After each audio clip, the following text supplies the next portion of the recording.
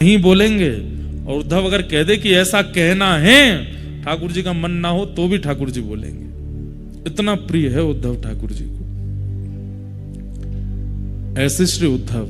परंतु ये तो उद्धव जी के प्रभाव का वर्णन था। अब उद्धव जी के स्वभाव का वर्णन सुनो। उद्धव जी कौन है? महाभागवत। कौन है? महाभागवत। महाभागवत मतलब एक तो होते हैं भागवत और एक होते हैं महाभागवत। बहुत साधारण सी परिभाषा बताऊं।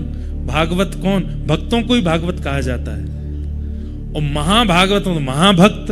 तो भक्त में और महाभक्त में अंतर क्या है? बोले जो भक्त ठाकुर जी का स्मरण करते हैं वो भक्त हैं, और जिनका स्मरण ठाकुर जी करते हैं वो महाभक्त है, महाभागवत। उद्धव जी कौन है? महाभागवत। उद्धव जी महाभागवत है। उद्धव को याद भगवान करते हैं। उद्धव सुबह उठते ही स्नान ध्यान जैसे ही कर लेता है, उद्धव पूजा में नहीं बैठता। द्वार खटखटा रहा है, खोलो। उद्धव कहता रुक जाओ, केश काट रहा हूं। अरे जल्दी खोलो। उद्धव केश आदि काट करके अपने वस्त्र आदि पहन के जैसे द्वार खोलता है, भगवान कहते हैं हम आ गए, चलो प्रणाम करो। उद्धव प्रणाम करता है। आपने इतना श्रम क्यों किया? अरे हमको याद आ रही थी, जब से नहा धो के उठे तब से सोच रहे थे अब जाएं उद्धव के पास, अब जाएं उद्धव के पास। नहा लिया होगा, तैयार हो लिया होगा, अब तो बैठ गया होगा आसन पर, अब जब करेगा तो मैं आ गया। चलो उद्धव। सोचिए, कोई शालिग्राम जी की पूजा करता है, कोई नारायण जी की मूर्ति की पूजा करता है, कोई कलशों का स्थापन करके पूजन करता है, कोई अक्षत में देव को विराजमान करता है, पर एकमात्र उद्धव हैं जिनके पास स्वयं ठाकुर जी जाते हैं और जाके कहते हैं चलो अब हमारा ध्यान करो। ध्यान हो गया, अब थोड़ी देर जप करो, लाओ चलो चरण धो लो हमारे। स्नान तो हमने कर लिया, पंचामृत स्नान हमारा नहीं, चरणों का कर लो। चलो अब चरणों में चंदन लगा दो। भगवान स्वयं बोलते हैं उद्धव को, उद्धव चरणों में चंदन लगा दो। लाओ माला पहना दो, माला पहना देते हैं। चलो आशीर्वाद ले लो, आशीर्वाद ले लो। आरती करो हमारी, चलो आरती कर लो। भोग लगाओ, नैवेद्य रखो। उद्धव के नैवेद्य ठाकुर जी पा लेते हैं। अब ये भोग हो गया, पालो।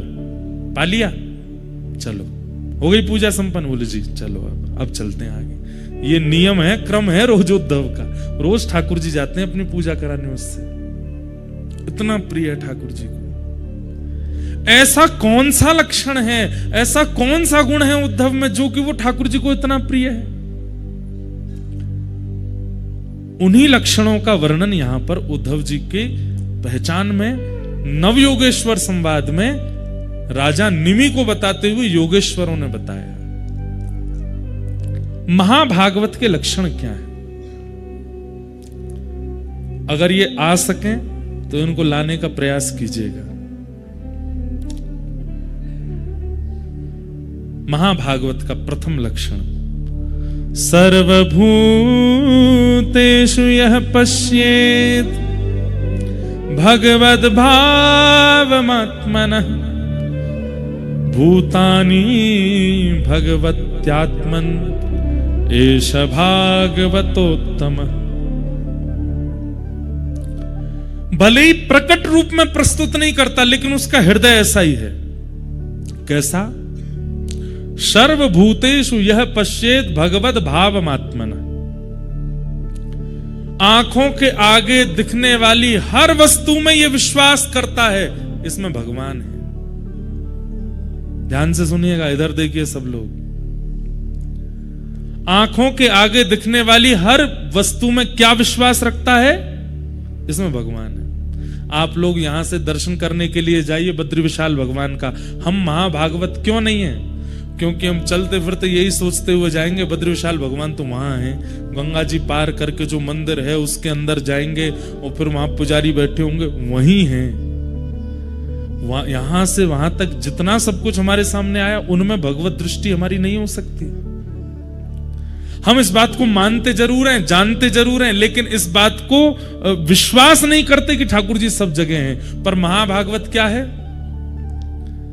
बोले सब में ये विश्वास कर लेता है इसमें परमात्मा है। मतलब उद्धव जी महाराज अगर कथा पंडाल से बद्रीनाथ भगवान का दर्शन करने जाएंगे तो आंखों के आगे दिखने वाले हर व्यक्ति को, हर धातु को, हर पुरुष को, हर स्थिति को, हर वस्तु को प्रणाम करते हुए चलेंगे। बोले क्यों? सब परमात्मा है, सब भगवान है। पहली बात, सर्वभूतेषु यह पश्येत भगवद भावमात्मनः, वो सबको देखेगा और सब में भगवान का स्मरण करेगा। सब में परमात्मा है। और जब परमात्मा प्रत्यक्ष सामने होंगे और जब उनका दर्शन करेगा तो क्या भाव रखेगा? बोले सब इन्हीं में ही हैं। मतलब सब में वे हैं और वे जब सामने आ जाएं तो सब इनमें हैं। ये दो स्थिति रखता है महाभागवत। समझ में आई बात? बद्री विशाल भगवान को दर्शन से पहले जो दिख गया सब में परमात्मा, और जब बद्री विशाल भगवान देखे तो क्या? सब इनमें। ये दो स्थिति जिसकी है उसको क्या कहते हैं? महाभागवत। ये दो लक्षण। और कैसा होता है महाभागवत? महाभागवत और कैसा होता है? न काम कर्म बीजाना यस्य चेतसि संभव वासुदेवैकनिलय स वै भागवतोत्तम। वाह, बहुत सुंदर परिभाषा। क्या कह रहे हैं? न काम कर्म बीजाना, उनके चित्त में कोई कामना कभी प्रकट ही नहीं होती। जैसे हमारी इच्छाएं प्रकट होती हैं, कामनाएं प्रकट होती हैं, महाभागवत के चित्त में कोई कामना नहीं है। तो बोले फिर कैसे जीता है वो? जैसे राखो तैसे रहूं, मैं अपने मन से कुछ नहीं सोचूंगा। मारा गिरधर लाल थारो नचायो नाचू रे, मारा गिरधर लाल थारो नचायो नाचू। जो तू तन को रोग लगावे सोई झपट सो जाऊं, जो तू तन को रोग लगावे सोई झपट सो जाऊं। मतलब अगर बुखार आ गया सुनो, करना नहीं आप लोग ऐसा। हाँ, बुखार आ गया तो औषधि भी नहीं लेंगे। हे नाथ, बुखार आ गया, आपने बुखार दिया है, अब जब आप चाहोगे तभी ठीक होऊंगा। मैं कोई प्रयास नहीं करूंगा। मेरे अंदर कामना है ही नहीं ठीक होने की। मेरे अंदर कामना बीमार होने की भी नहीं है, ठीक होने की भी नहीं है, स्वस्थ होने की भी नहीं है। आप चाहोगे तो मैं स्वस्थ हो जाऊंगा। जो तू तन को रोग लगावे सोई झपट सो जाऊं, जो तू काल रूप बने आवे, जो तू काल रूप बने आवे, मैं लपक गोद में आऊं आऊं। मारा गिरधर लाल थारो नचायो नाचू रे, मारा गिरधर लाल थारो नचायो। अगर ठाकुर जी आप मृत्यु बन करके आ गए, एक सेकंड भी विचार नहीं करूंगा मैं, उसी समय सब छोड़ के आपको अंग से भर लूंगा, कहूंगा नाथ ले चलो अपने साथ। मेरी कोई कामना ही नहीं है। इसे क्या कहते हैं? महाभागवत। सुनना सुन ही लीजिए, बनना बहुत कठिन है। उद्धव जी यही है। मतलब पूरा दिन निकल गया, कुछ नहीं पाया उद्धव जी ने। संध्या होते होते ठाकुर जी, और उद्धव ठीक हो? हाँ। कुछ खाया सुबह से? नहीं। तो क्यों? आपने खिलाया ही नहीं। तो भगवान को याद आती है, अरे ये तो महाभागवत है, खाएगा ही नहीं जब तक मैं नहीं खिलाऊं। आओ बैठो इधर। फिर ठाकुर जी उसको पवाते हैं, खा लेता है। मतलब देंगे ठाकुर जी तो स्वीकार है, नहीं देंगे तो कामना नहीं है उसकी। न कर्म न काम कर्म बीजानाम, कोई इच्छा नहीं है। न काम कर्म बीजानाम यस्य चेतस संभव, जो आप चाहोगे वो होगा। और वासुदेवैक निलय सवै भागवतोत्तम। अपने तन को क्या मानते हैं? वासुदेवैक निलय, मतलब भगवान का निलय। निलय का मतलब क्या होता है? घर। अपने शरीर को अपना नहीं मानते, अपने शरीर को भगवान का घर मानते हैं। ये ठाकुर जी का घर है। सुबह सुबह उठेंगे भी तो इसी भाव से उठेंगे, ओहो मंगला हो रही, आंख खुल गई, कपाट खुल गए। भीतर कौन है? ठाकुर जी हैं। उनकी शुद्धता, पवित्रता, उनकी सेवा मुझको करनी है, तो हाथों से वही क्रिया कर रहे हैं जिससे भीतर के ठाकुर जी की सेवा हो। चरणों से वही क्रिया कर रहे हैं जिससे भीतर के ठाकुर जी की सेवा हो। नेत्रों से वही देख रहे हैं जिससे भीतर के ठाकुर जी को सुख मिले। मुख से वही ग्रहण कर रहे हैं जिससे भीतर के ठाकुर जी को सुख मिले। और कुछ भी ऐसी क्रिया नहीं जिसमें अपने सुख का विचार। मतलब अब बद्री विशाल भगवान है, आपको अगर निज सेवा मिल जाए तो आप तो सुख, ठाकुर जी को सुख मिले उसके लिए क्या कर दूं? घी का दिया जलाओ, ठाकुर जी को सोने का छत्र चढ़ाओ, ठाकुर जी को ऐसी पोशाक लगाओ, ठाकुर जी को ऐसा भोग लगाओ। उनके सुख का विचार करके आप सारी सेवा करोगे। ऐसे ही अपने चित्त में ठाकुर जी का भाव रख के, अपने चित्त में ठाकुर जी का विचार करके कि ये ठाकुर जी का घर है, इसमें ठाकुर जी विराजमान है। एक बहुत साल पहले एक पद बनाया था, बहुत कम गाया कथाओं में। तन तो मंदिर है, मन है वृंदावन। तन तो मंदिर है, मन है वृंदावन। ये तन क्या है? बोले तन तो मंदिर है, और इस तन में जो मन है वो मन वृंदावन है। तन तो मंदिर है, मन है वृंदावन। मन के वृंदावन में बसे हैं श्री राधा रमन। मन के वृंदावन में बसे हैं श्री राधा रमन। वासना को छोड़ तू भक्ति पथ पे चल। वासना को छोड़ तू भक्ति पथ पे चल। वासना में क्यों फंसे आरती सजल। वासना मिटे नहीं, आत्मा मरे नहीं। तन का हो निधन, मन के वृंदावन में बसेंगे श्री राधा रमन। तन तो मंदिर है, मन है वृंदावन।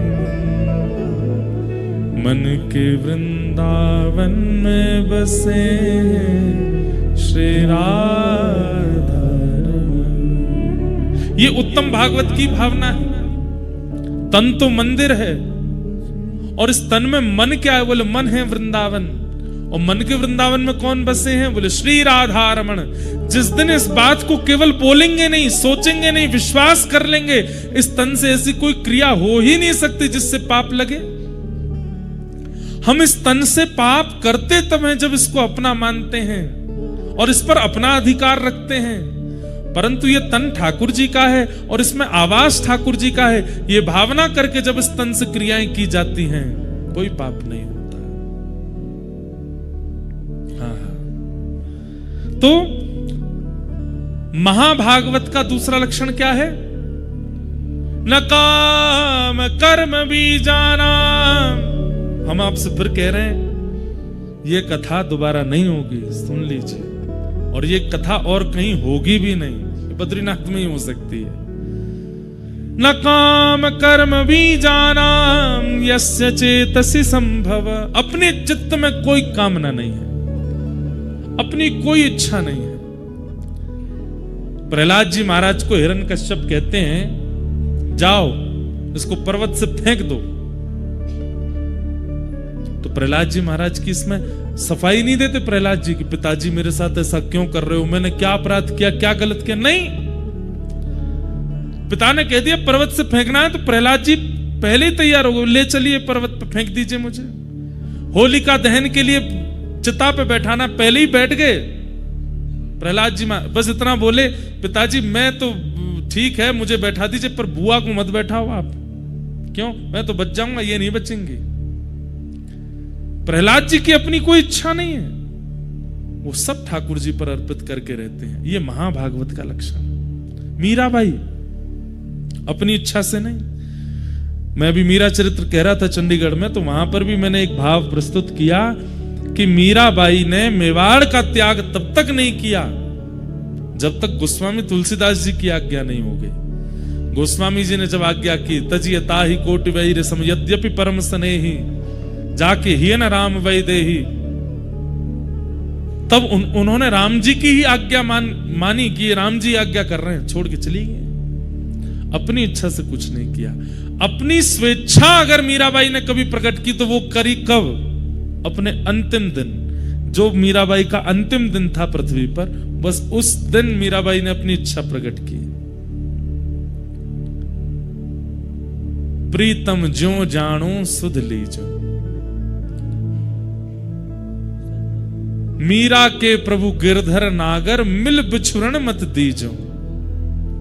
बस ये इच्छा प्रकट करती है मीराबाई कि अब नाथ मिल गए हो, अब मुझसे बिछड़ो मत। बस इसके अलावा कोई इच्छा मीराबाई ने भी कभी प्रकट नहीं की। महाभागवत है ही वो जो इच्छाओं में रहता ही ना हो।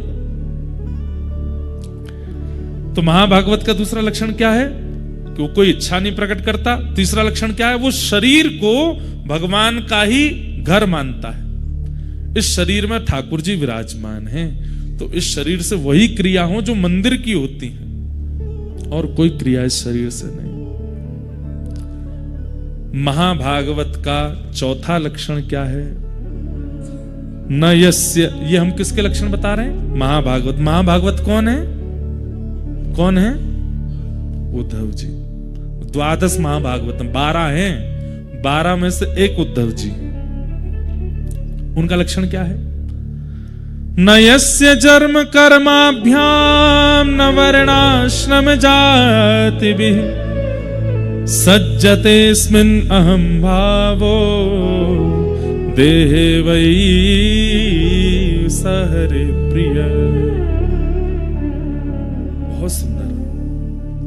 न यस्य जन्म कर्माभ्याम न वर्णाश्रम जातिभिः, ना तो वे कभी अपने जन्म की शिकायत या फिर जन्म का अभिमान करते हैं। छोटे कुल में जन्मे तो इस बात का उनको कोई कष्ट नहीं होता, उच्च कुल में जन्मे तो इसका अभिमान नहीं होता। न वर्णाश्रम जाति भी, ना वो किसी वर्ण को मानते हैं ना किसी जाति को मानते हैं। वो एक रस रहते हैं। सर्वम खलु इदम ब्रह्म, सब में ठाकुर जी हैं। हरिराम व्यास, हरिराम व्यास जी नाम सुना है? जुगल किशोर को लाड़ लड़ायो नवल कुंज ही अमाहि, कुंज निकुंजन की रज धारे हरि व्यास युगल यश गाय। वृंदावन प्यारो वृंदा श्री वृंदावन, वही हरिराम व्यास।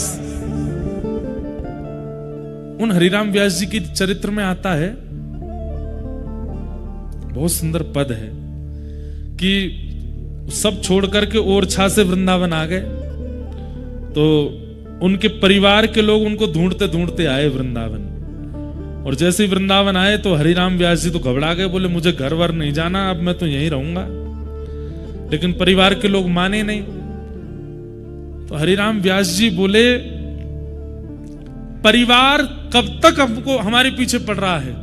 जब तक इनको ये लग रहा है कि मैं इनके लायक हूं।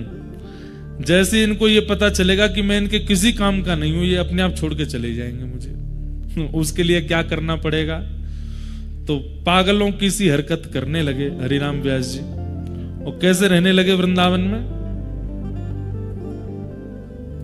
मुख पर कालीत पोत के काजल लगा लिया पूरे मुंह पे, यहां पे मोर पंख फंसा लिया कान के ऊपर, और महाराज डोल रहे हैं ऐसे ही डोलते डोलते। घर वाले लोग इधर उधर पूछें हरिराम व्यास कहाँ हैं, हमारे परिवार के वो बड़े हैं वो कहाँ हैं कहाँ हैं? किसी ने कहा दो वो घूम रहे हरिराम व्यास जी। जैसे ही देखा तो ये तो काजल लगाए घूम रहे मुंह पे। अजीब सी स्थिति। घर वाले बोले ये कैसे कालीत लगाए घूम रहे हैं? तो किसी ने जाके कहा कि व्यास जी मुंह पे काजल लगाए क्या घूम रहे हो? तो हरिराम व्यास जी बोले जिसको व्रज छोड़ने की स्थिति आ जाए उसको तो मुंह काला ही कर लेना चाहिए।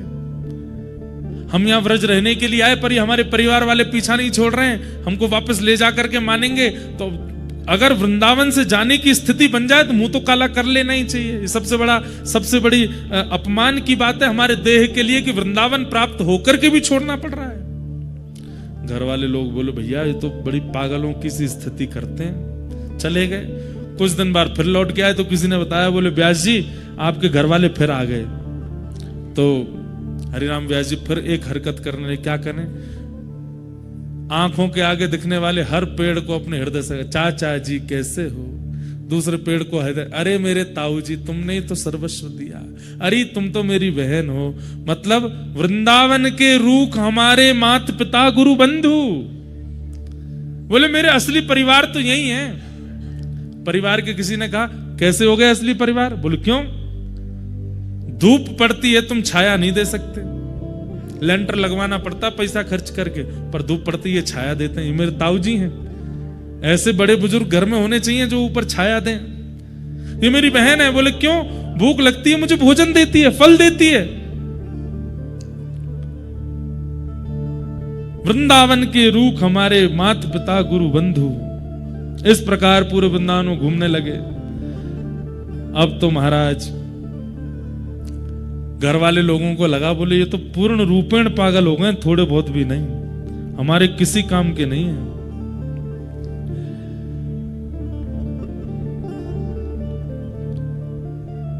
एक दिन हरिराम व्यास जी ने देखा कि घर के सब लोग पीछे पड़े हैं, तो हरिराम व्यास जी दौड़ते दौड़ते गए, बिहारी जी के मंदिर गए, पुजारी जी से कहा हमको प्रसादी दे दो। पुजारी जी बोले प्रसादी तो बट गई, अब तो बची नहीं।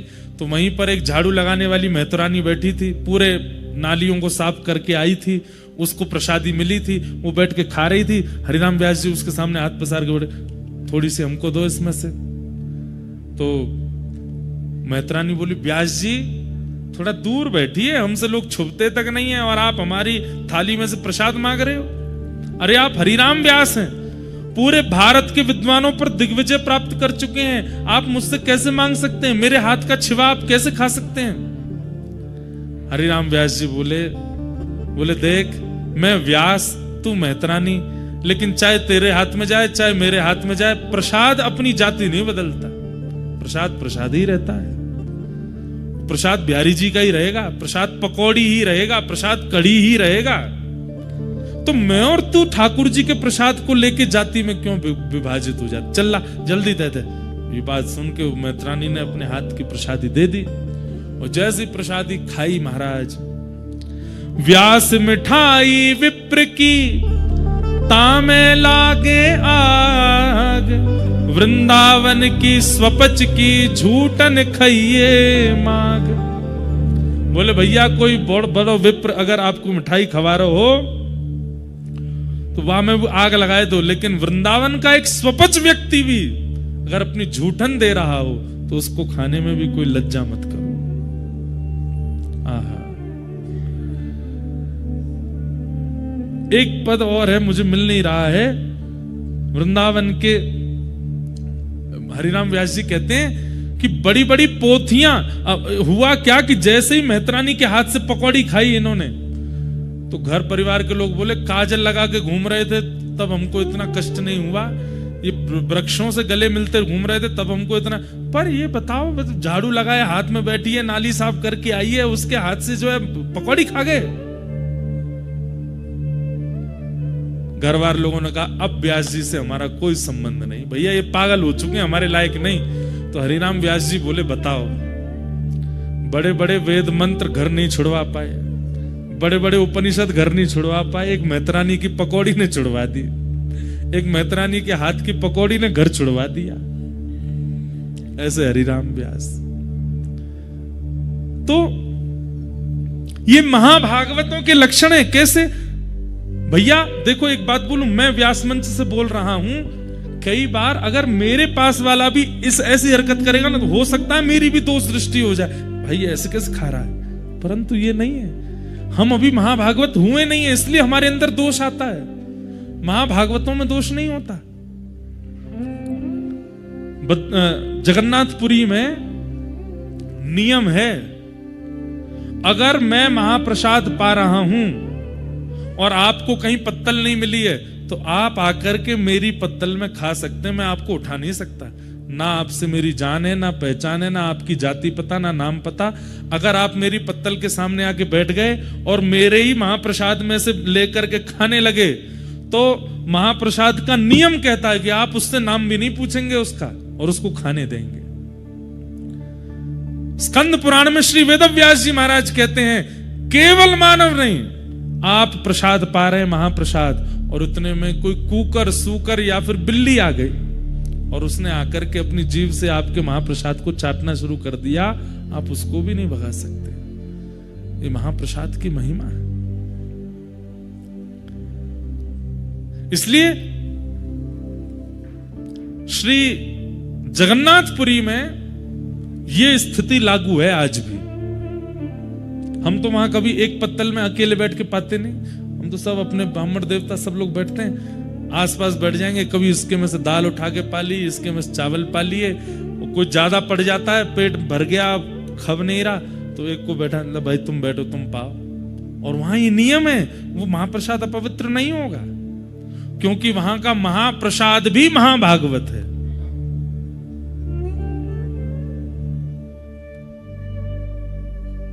भाई मानव हो तो जातियों में रहना पड़ेगा, लेकिन महाभागवत हो गए हो तो अपने आप सब निकल जाएगा चित्त से।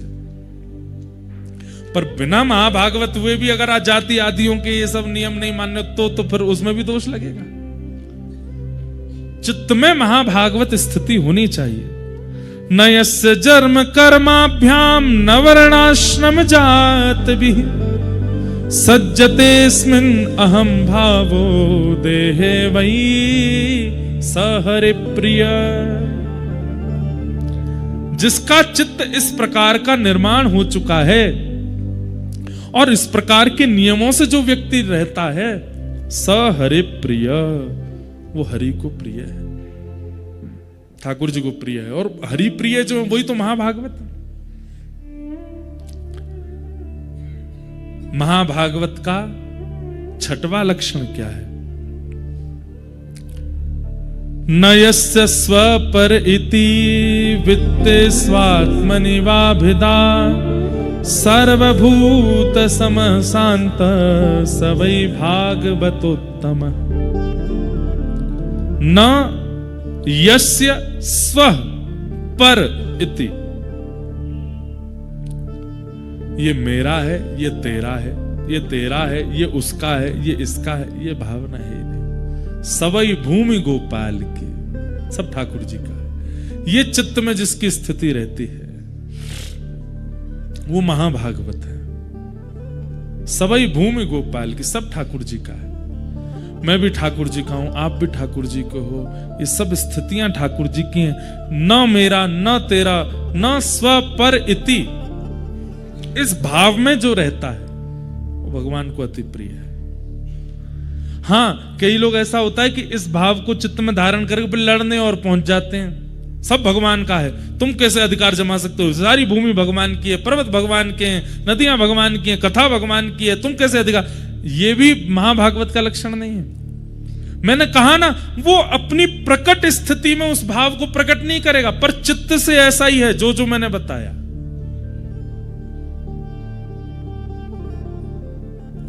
न स्व पर इति, ना अपनी स्थिति रखता है, ना किसी पराये का भाव रखता है, सब ठाकुर जी का है। इस भाव में जो रहे वो महाभागवत है। और महाभागवत का मतलब क्या है? जिनका सुमिरन हरि करें। एक कथा हो रही थी और उसमें एक संत प्रवर हुए हमारे राष्ट्र में, उनका नाम था मामा श्री प्रयाग दास जी। ये श्री सीता जी को अपना बहन मानते थे। इनकी कोई बहन नहीं थी। बाल्यकाल में इनका एक मित्र एक दिन कहीं जा रहा था। इन्होंने मित्र से पूछा, कहाँ जा रहे हो? बोले, मैं अपनी बहन के पास जा रहा हूं। बोले, बहन क्या होती है?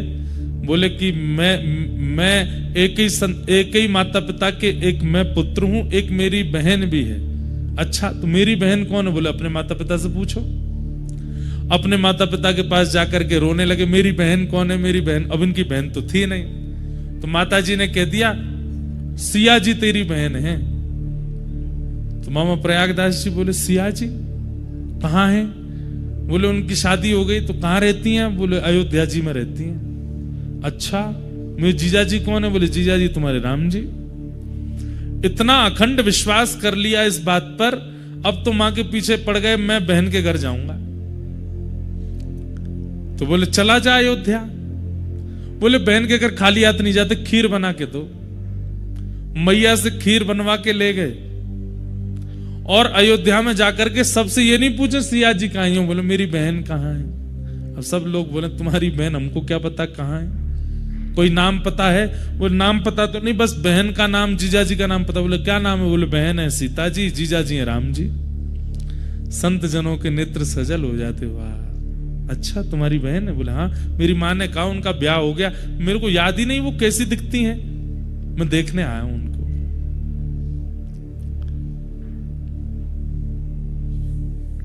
संतों ने कहा, यह अयोध्या है, यहां तुम्हारे जीजा जी और बहन जी विचरण करते रहते हैं, किसी वृक्ष के नीचे बैठ जाओ, आएंगे तुमसे मिलने। बस उनको ढूंढते रहना, उनकी आस में बैठे रहना, आएंगे इसी मार्ग से।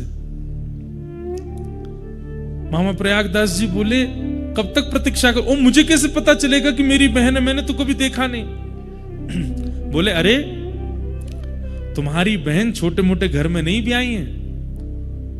रघुकुल कमल दिवाकर, एक छत्र सम्राट महाराज दशरथ के पुत्र हैं श्री राघव जी, तुम्हारे जीजा जी। जब वे निकलती हैं तो आगे सैनिक, पीछे सैनिक, इधर सखियां उधर सखियां, और मध्य में एक श्वेत हाथी। उस श्वेत हाथी के ऊपर स्वर्ण का एक सिंहासन, उस स्वर्ण सिंहासन पर अनंत मणियां जड़ी होंगी, ऊपर चमर लगा होगा, ऊपर सुंदर छत्र लगा होगा, उस पर आगे जीजाजी बैठे होंगे, पीछे घूंघट करके तुम्हारी बहन बैठी होंगी। और उनका रूप लावण्य ऐसा होगा कि देख करके मन होगा कि मोतियों से, चंद्रमा से इनकी नजर उतार दूं। समझ जाना तुम्हारी बहन है।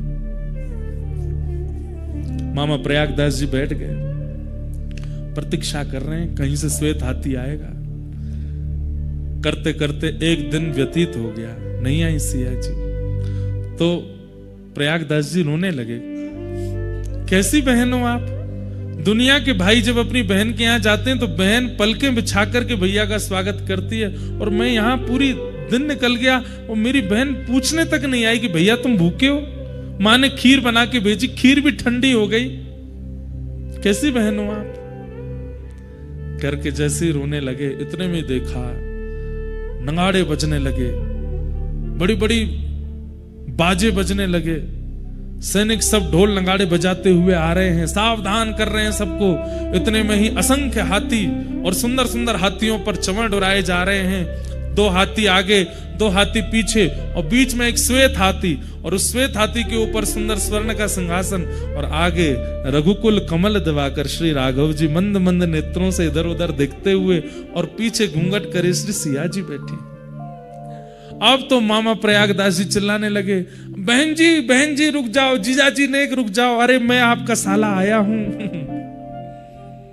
राम जी ने तुरंत महावत से कहा, रोको, अभी की सत्य घटना। हाथी को नीचे बैठाओ।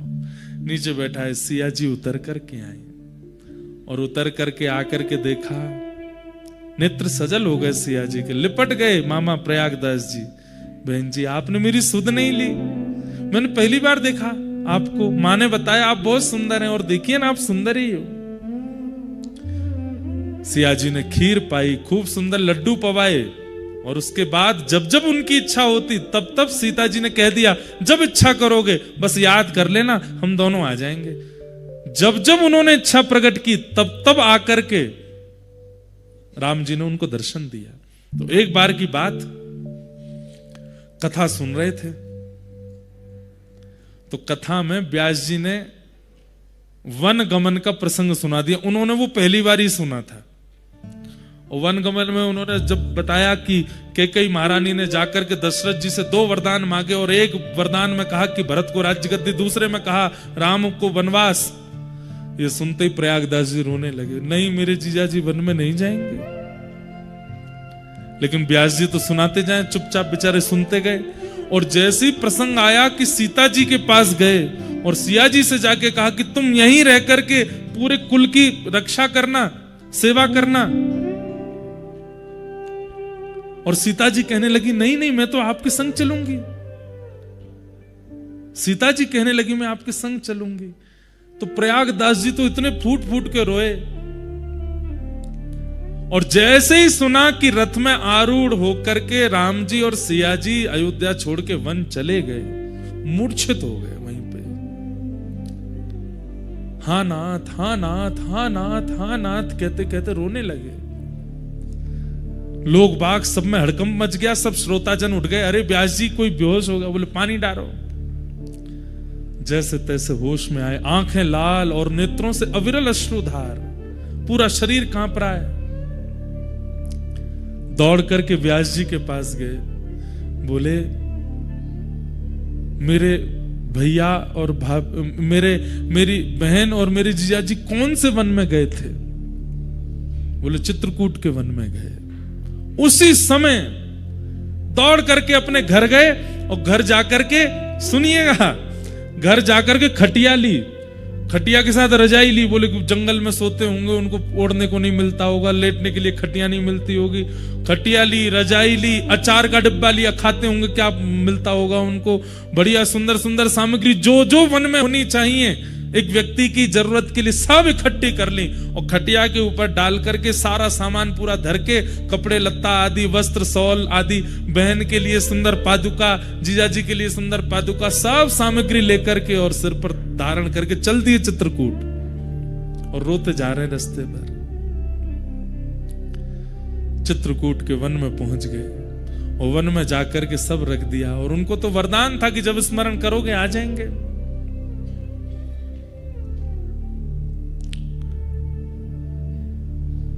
स्मरण किया, कहां है बहन जी, कहां हो? हे सीता बहिना कहां हो? हे राघव जीजा जी कहां हो?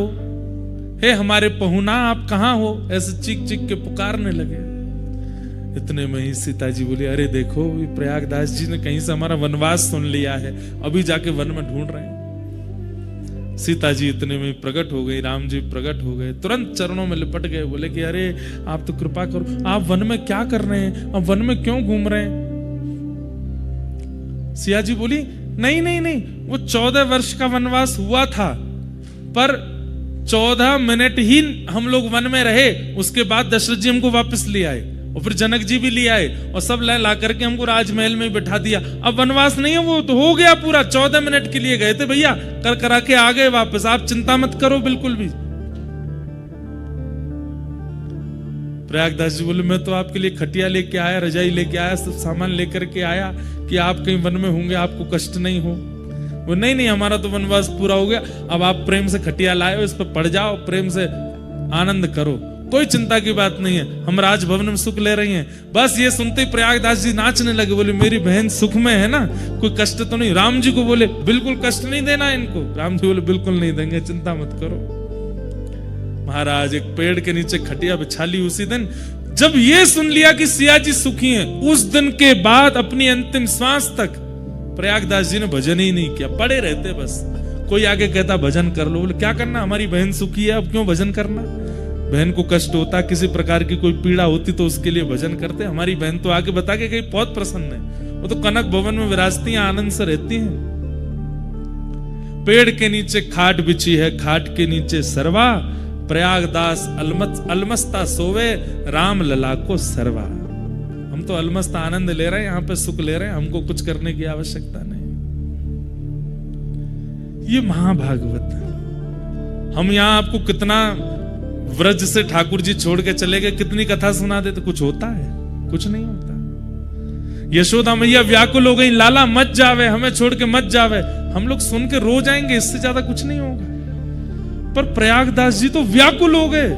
ये स्थिति किसकी हो सकती है? ये महाभागवत की हो सकती है। और महाभागवत कौन? जो हरि को स्मरण करे, नहीं, जिसका सुमिरन हरि करे, वो महाभागवत। और उनकी स्थिति क्या बताई गई यहां पर?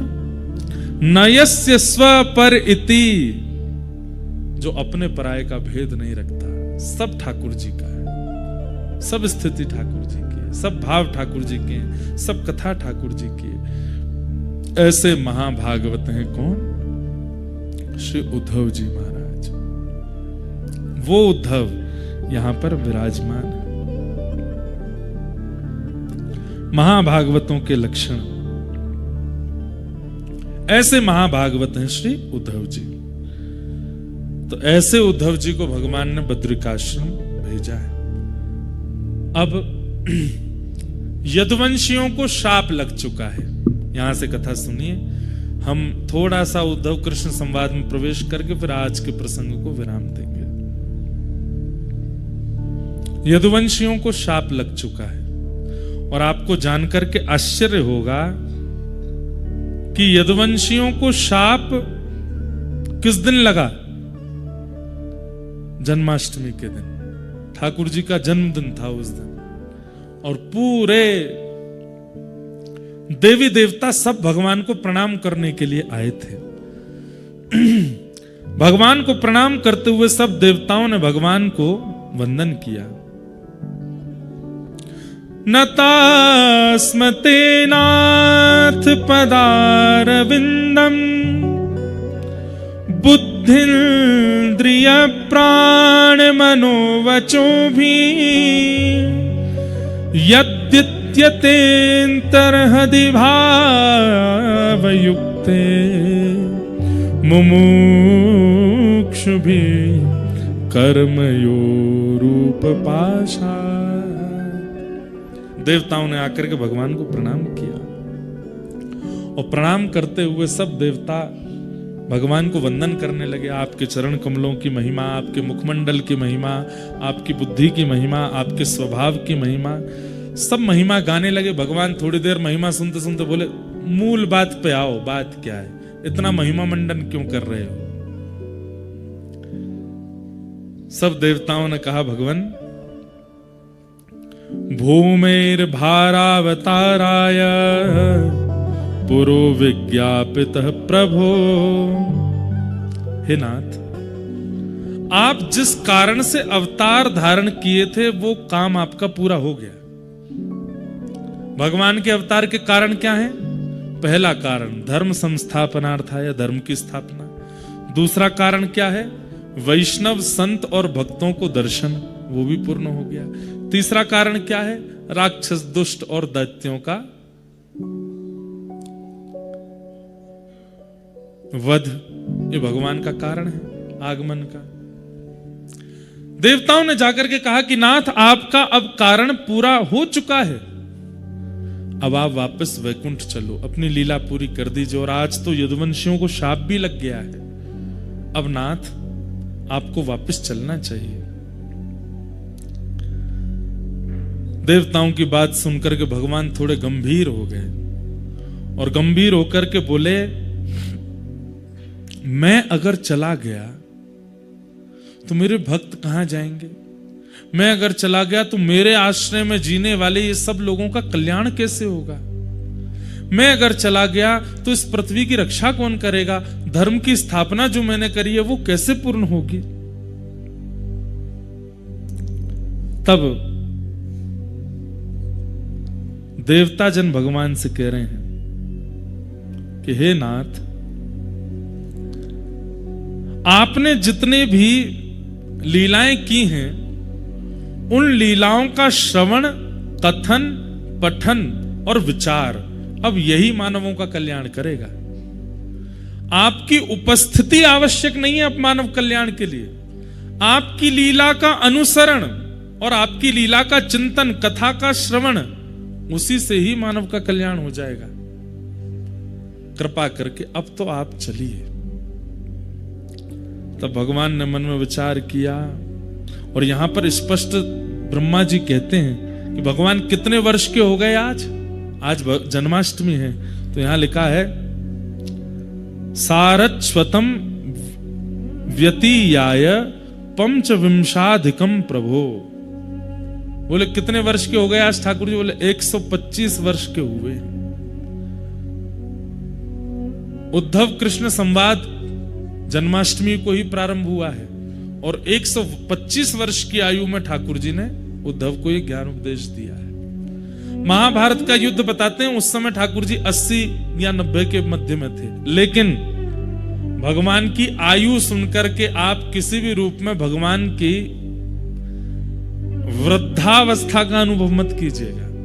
ठाकुर जी वृद्ध नहीं है, ठाकुर जी 125 वर्ष के हैं। भगवान का पुत्र प्रद्युम्न 80 वर्ष का है, भगवान का परपुत्र 50 वर्ष का है।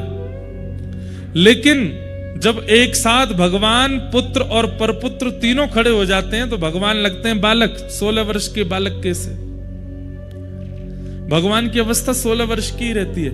रेशे नहीं आते ठाकुर जी को, हमारी तो दाढ़ी मूछ भी आ जाती है। ठाकुर जी को वो जो प्रारंभिक रोए होते हैं ना, जो 13-14 वर्ष के बालकों के आ जाते हैं, वह भी प्रकट नहीं होते ठाकुर जी के।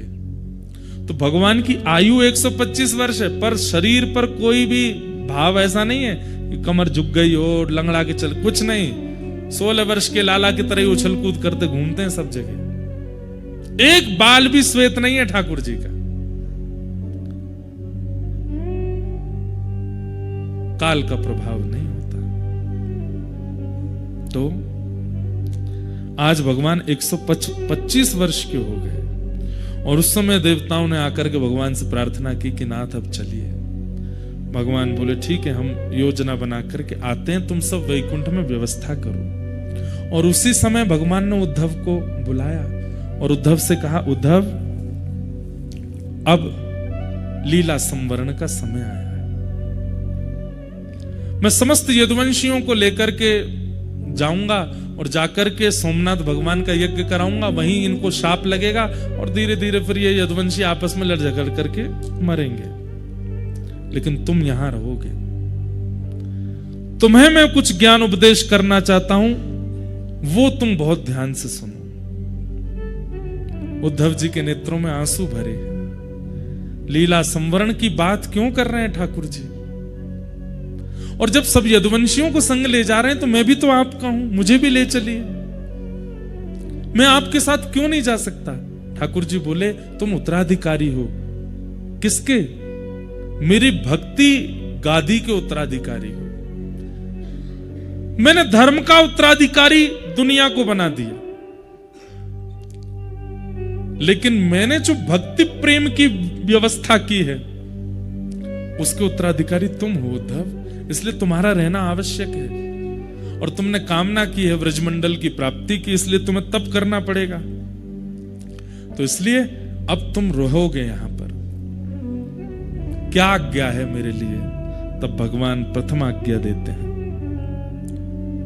ध्यान से सुनो, भगवान कह रहे हैं, तम तु सैव परित्यज्य स्नेहं स्वजन बंधुषु मय्या वेशय मनः सम्य समुद्रे विचरस्वगा। क्या करो? तम तु सर्वम परित्यज्य, अब तुम सब छोड़ दो। और यहां पर सर्वम के बाद एक शब्द कहा है भगवान ने, और वो शब्द का नाम क्या है? स्नेहम।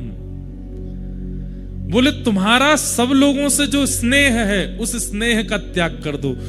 व्यक्ति का त्याग हम लोग कर देते हैं, लेकिन उसके प्रति जो हमारा स्नेह, इच्छा, ममत्व, उसका हम त्याग नहीं कर पाते। और एक और बात सुनिए, अहमता ममता अलग बात होती है।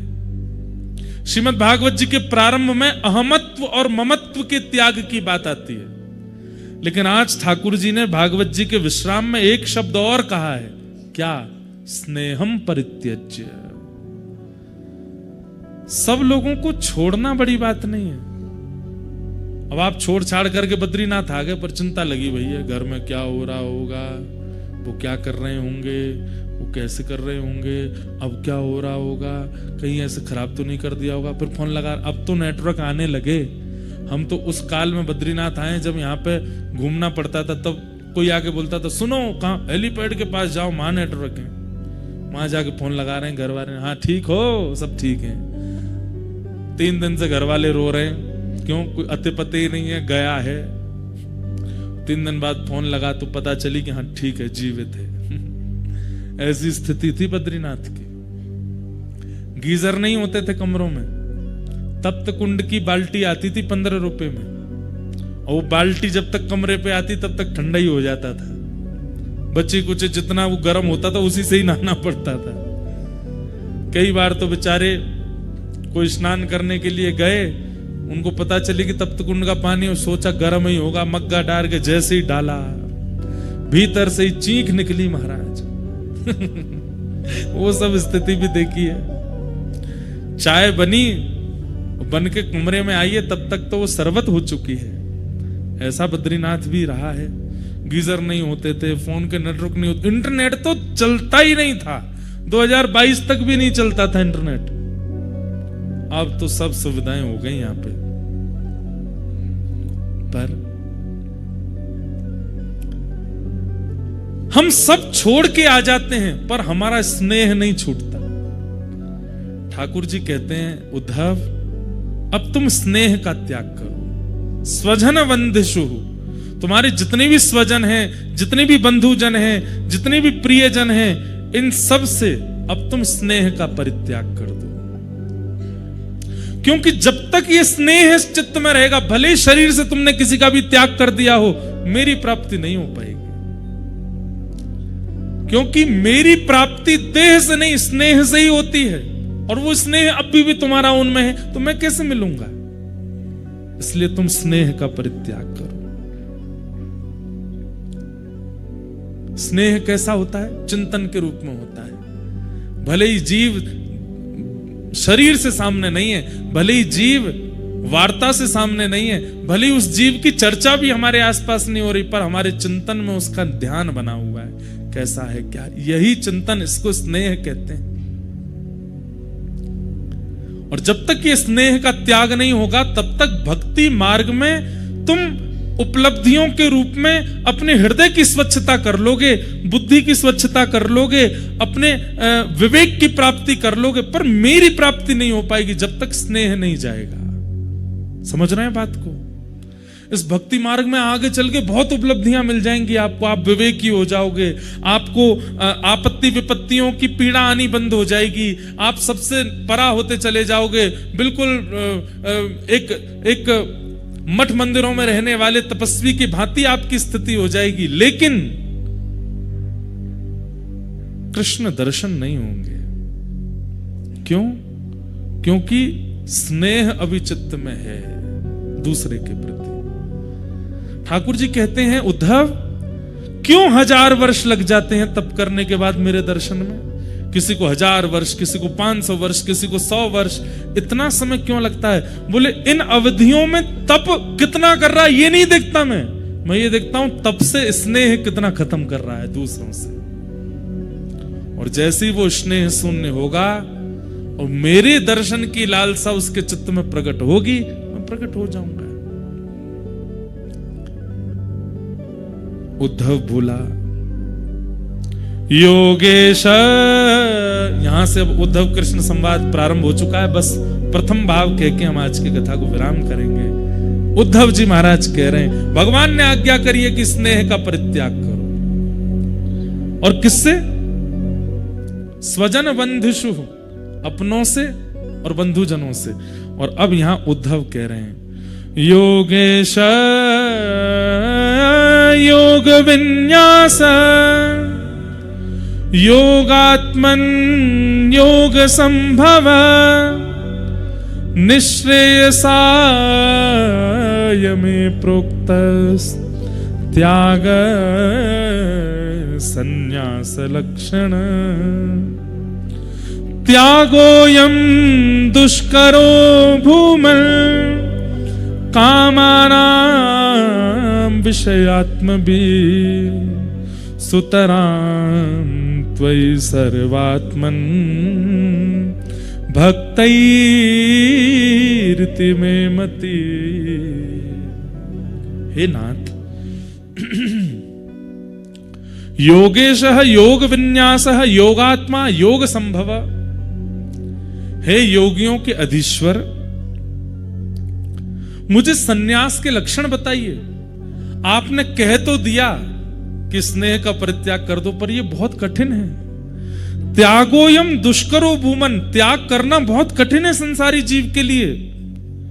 भूमन कामानाम विषयात्म भी, इतनी विषय हमारे चिंतन में चलते रहते हैं, उनका त्याग कैसे करें? कहीं ना कहीं किसी ना किसी रूप से उसका चिंतन बन ही जाएगा। कैसे त्याग होगा नाथ? कृपा करके एक सन्यास लक्षण मुझे बताइए, मैं कैसे कर सकता हूं? और आपने जो मुझे आज्ञा की है कि स्नेह का परित्याग करो, आपने ये नहीं कहा कि स्वजनों का त्याग कर दो। आप कह रहे हो स्नेह का मतलब स्वजनों के बीच में रहना पड़ेगा। बोले हाँ। बोले शरीर से इन लोगों के बीच में रह के मैं इनसे स्नेह का परित्याग कैसे कर सकता हूं? ये मेरे समझ में नहीं आ रही है नाथ। भगवान बोले ये तो हम कल समझाएंगे 3 बजे से, कैसे होगा सबके बीच रह के स्नेह का परित्याग। और उसके लिए आपको 3 बजे आना पड़ेगा। आज कई माताओं का करवा चौथ भी है, हमने भैया को पहले किया। आज हम ज्यादा अपना कुठाराघात नहीं चले, बस कुठाराघात थोड़ा ही है, हमारी तो पुष्पसी वाणी है। लेकिन खूब मधुर आनंद आ रहा है, आप सब लोग पधारे हैं, खूब भाव से कथा। हम फिर कह रहे हैं, फिर दोबारा कह रहे हैं, 6 दिन में से अब 5 ही रह गए। ये शायद पुनः कब होंगे ऐसे दिन दोबारा, हमें नहीं पता। इतने आराम से आप सब लोग बैठे हो, ज्यादा बहुत संख्या नहीं है, बाहर खूब कड़ाके की ठंड पड़ रही है, बद्र विशाल भगवान का आश्रय है और इतना सुंदर प्रसंग है। और एक बात हम फिर कहते हैं, आसक्ति का विषय नहीं है, मैं सत्य बोल रहा हूं। इन 6 दिनों में आपके अंदर बहुत हद तक त्याग आ जाएगा। और दूर दराज अपने घरों में बैठ के देखने वाले लोग, हो सकता है कि आप सबको घर छोड़ के जाने की इच्छा प्रकट होने लग जाए, परंतु यहां पर भगवान ने पहले ही कह दिया है, देह से मत करो। देह से करना बहुत आसान होता है, चित्त से करो। देह से बद्रीनाथ आना बहुत आसान है, देह से तप करना बहुत आसान है, देह से पेड़ पे उल्टा लटक करके भजन कर लेना ये भी कर लेंगे लोग। देह से, अरे कहां तक, एक आदमी हमारे सामने गंगा जी में नहा रहा था, अलकनंदा जी में, उसको देख के हमें कुकड़ी हो गई। मैंने कहा यार ये कैसे नहा रहा है? परंतु देह से सब कुछ करना संभव है, मन से नहीं होती चीजें। और वो मन से कैसे होंगी वो भगवान यहां बताएंगे। इसलिए स्वामी श्री हरदास जी की स्थिति सुनी है, मीराबाई की स्थिति सुनी है, सब भक्तों की स्थिति सुनी है, पर उस स्थिति की प्राप्ति कैसे हो वो भगवान यहां बताएंगे। उस भावना को आप लोग ध्यान से सुनिएगा। आज के मधुर भाव को यहीं विराम देते हैं।